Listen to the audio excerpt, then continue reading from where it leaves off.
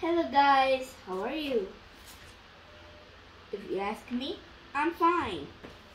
Today we're going to talk about stellar engines.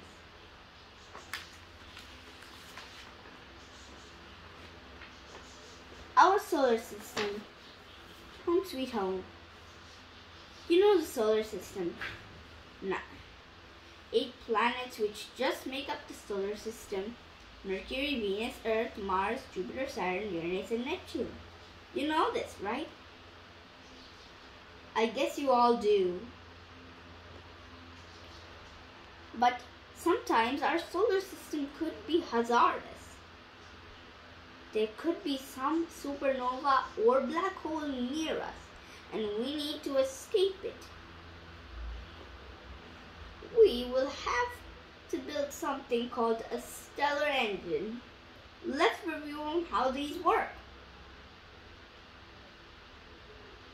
Stellar engines work by same like the principle of a rocket. Reflect photons one way to push yourself the other. That's how only one kind of stellar engine works. The other works using a fusion reactor, which is still experimental.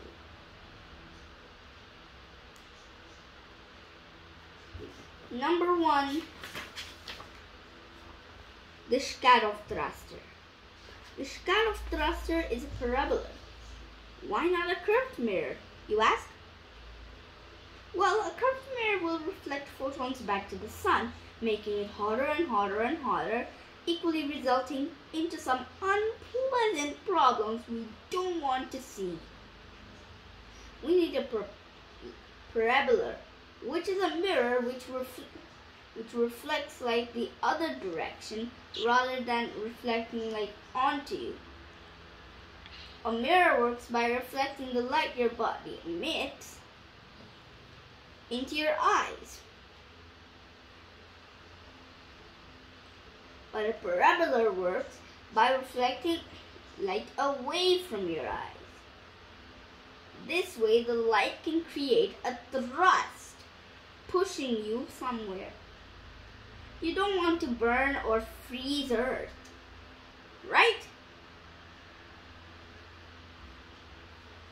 So the only safe place to build a Shkadov thruster is, well, over the sun's poles.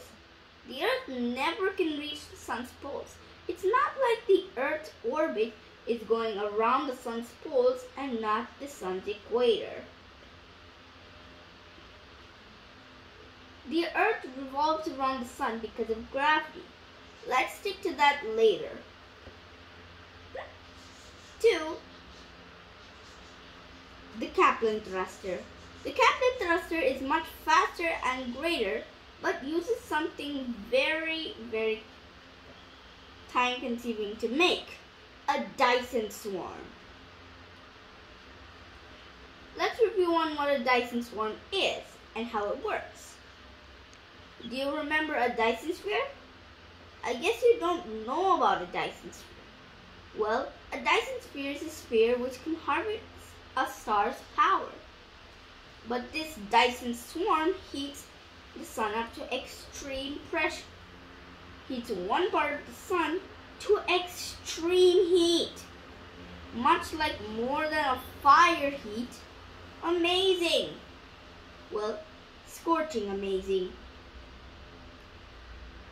Now, the sun will spit out thousands of material into the Kaplan thruster. How can we use these elements?